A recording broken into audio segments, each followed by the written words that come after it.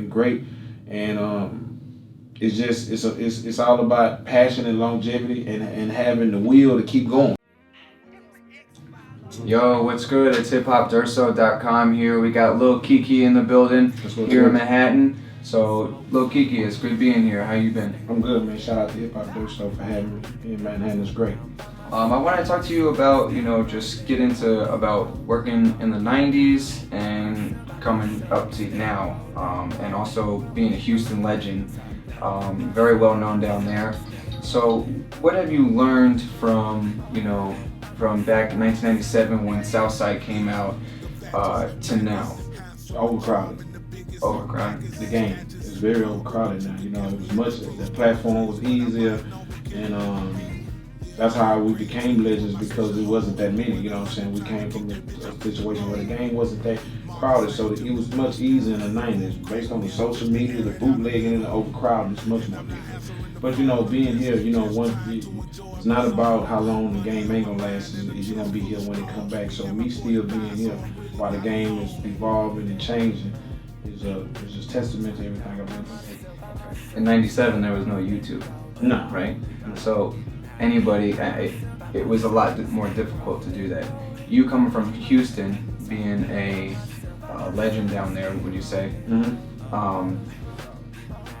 With that, how has YouTube affected, what you're saying? Like, it's a very thin line, because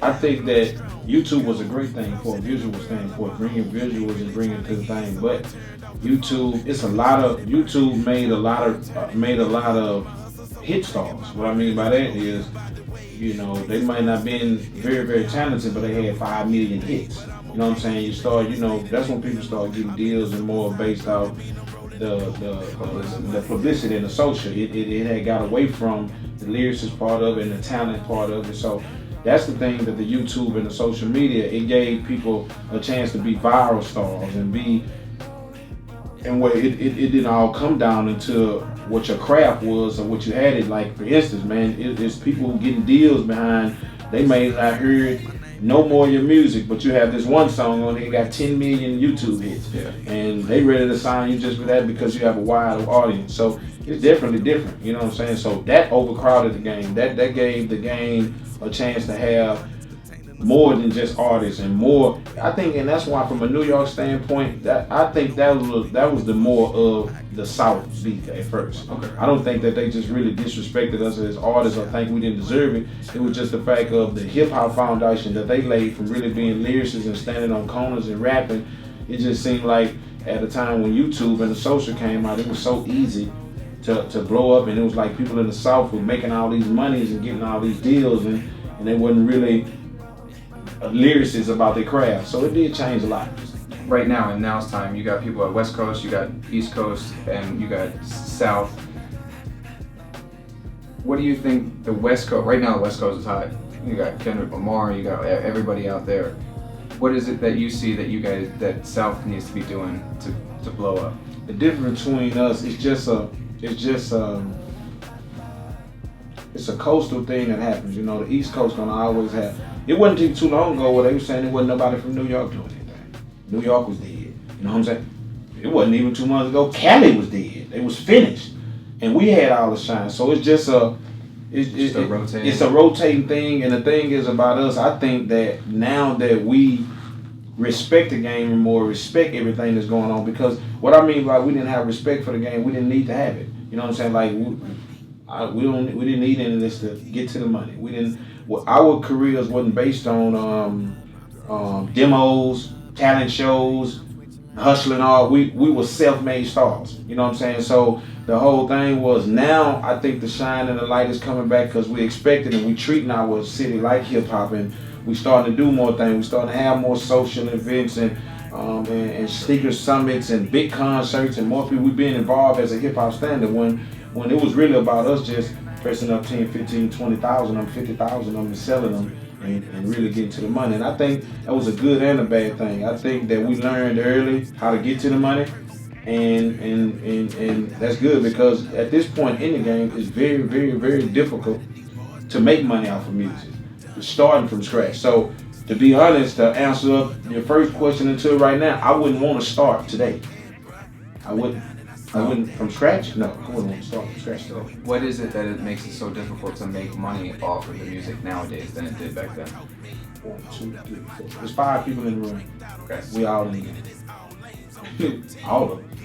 That's the whole thing. You know, you walk in a place right now, there's 20 people, there's 17 in the game. You know what I'm saying? So it makes it extremely difficult. Everybody wants a part of it. Cameras, producers, bloggers.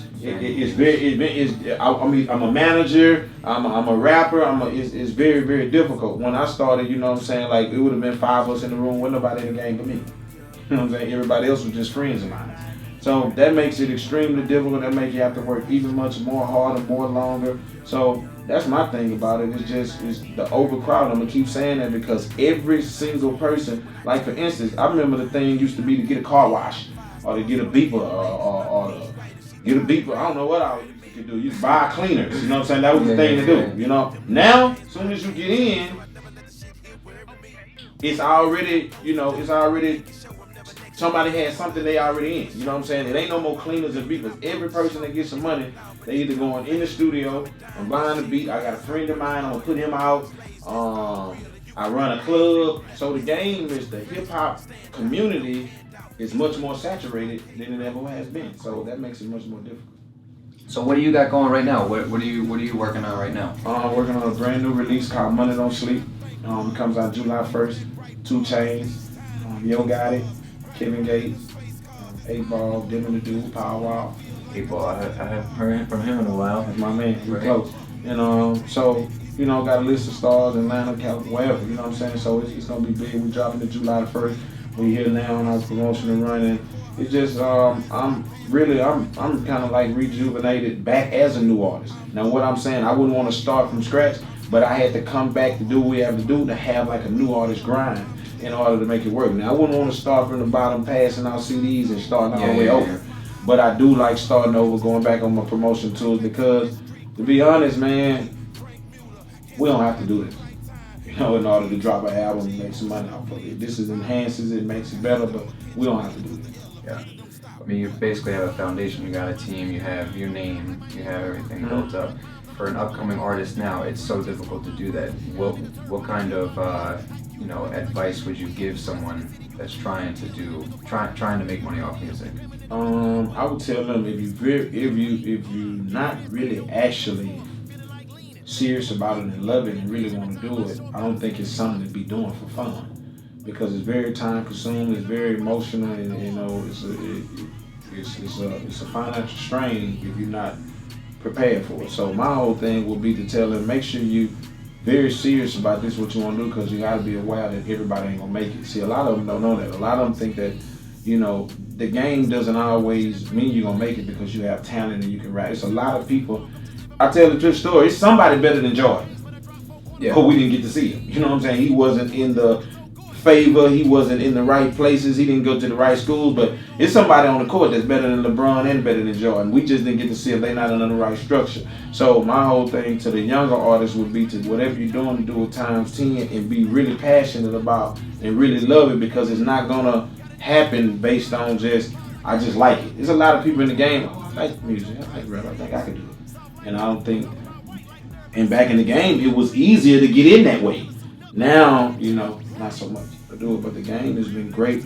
And it's all about passion and longevity and having the will to keep going. What people don't know, man, artists are very emotional. They wear their emotion on their sleeve, because when you're up, you're up, you're down, you're down. You can be the greatest shit right now in 6 months, not so much. It's so easy to get overlooked and be, what have you done for me lately is that this should be the title of our game. What have you done for me lately, period. Because that's all, you're only good as your last hit, really. You know what I'm saying? So I agree. Well, that completes our interview for today. That's what's up. I wanted to thank you for having me come out. I appreciate it. And I look forward to seeing you again. Appreciate it. All right. HipHopDurso.com. You can follow me at DursoNJ on Twitter and Instagram. Same thing for me, DONKE713, Donkey713 for my Instagram and my Twitter. 713 Switch House the Movement. Peace.